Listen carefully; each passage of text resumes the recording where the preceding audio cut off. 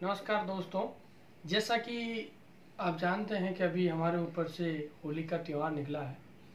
हमारे कई साथी होली मनाना तो जानते हैं, होली खेलना भी जानते हैं। होली के पर्व पर खूब आनंद से अपने साथियों के साथ में रंग गुलाल आदि चेहरे पर लगाते हैं और खुशियां बांटते हैं। एक दूसरे के घर जाते हैं, गले लगाते हैं, मिठाइयाँ खाते हैं, आदि आदि है।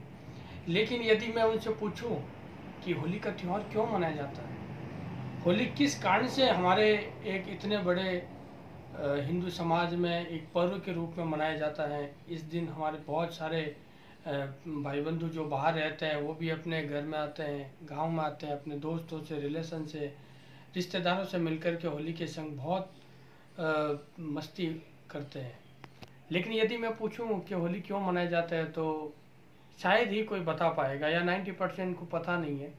तो मैं आज इस वीडियो के माध्यम से आपको ये बताना चाहता हूँ कि और ये मैं जानना चाहता हूँ कि अरे अटे गलत है। तो ये जो मैं आपको बताना जा रहा हूँ, ये श्रीमद् भागवत जो कथा है उसके 7वें अध्याय में यह वर्णित है कि जब विष्णु लोक के जो प्रहरी थे जिनका नाम जय और विजय था, जय और विजय उनका प्रहरी करते थे, यानी एक जो द्वारपाल के तौर पर वहाँ पर खड़े थे। तो उस टाइम में चार सनी काली ऋषि विष्णु भगवान से मिलने के लिए आए थे। और जय और विजय ने, चूंकि वो द्वारपाल थे, तो उन्होंने उनको रोक दिया। और जो चार सनी काली जो ऋषि थे उनका नाम क्या था? सनक, सनंदन, सनातन और सनत कुमार। ये चार जो मुनि थे उन्होंने उनको रोक लिया। जय और विजय ने जब उनको रोका तो बहुत क्रोधित हो गए और क्रोध में उनको श्राप दे डाला। श्राप में यह था कि आप मृत्यु लोक में जाएंगे और वहीं पर वास करेंगे। तो चूंकि श्राप उनको लगा हुआ था तो वो मृत्यु लोक में आए। तो मृत्यु लोक में वो महर्षि कश्यप और उनकी दो पत्नियां थी जिसका नाम अदिति और दीति, उनके गर्भ में अगले ही दिन गर्भ धारण करके जन्म लिया। सो महर्षि अदिति जो थी बहुत सतीव्रता नारी थी और सदाचारी थी। तो उनके जो पुत्र पैदा हुआ था उसका नाम था आदित्य। और एक दूसरी पत्नी थी जिसका नाम था दीति, जिसके एक जुड़वा पुत्र हुए थे, दो जुड़वा पुत्र हुए थे। एक का नाम था हिरण्याकश्यप और दूसरे का नाम था हिरण्याक्ष।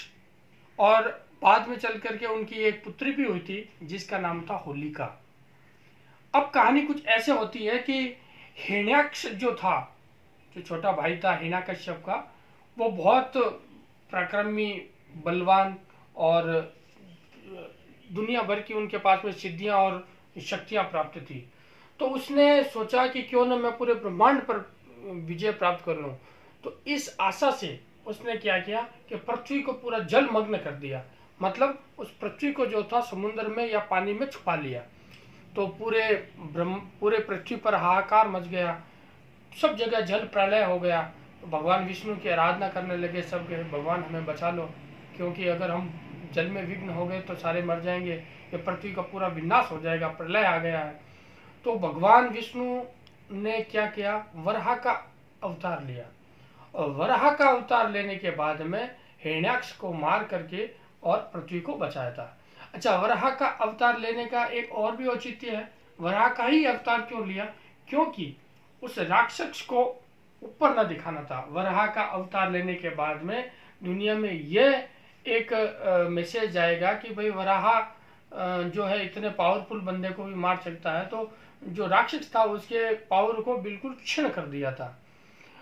जब ये बात हिरण्याकश्यप को पता चली तो हिरण्याकश्यप उस टाइम में गए हुए थे तपस्या करने के लिए, जो ब्रह्मा जी के तपस्या करने के लिए गए थे। और उन्होंने वरदान मांगा था कि मैं न धरती पर मरूं, न आसमान में मरूं, न घर के बाहर मरूं, न घर के अंदर मरूं, न मैं ऊपर मरूं न नीचे मरूं, न दिन में मरूं न रात में मरूं, न सुबह मरूं न दोपहर को मरूं, नहीं न सुबह मरूं न शाम को मरूं।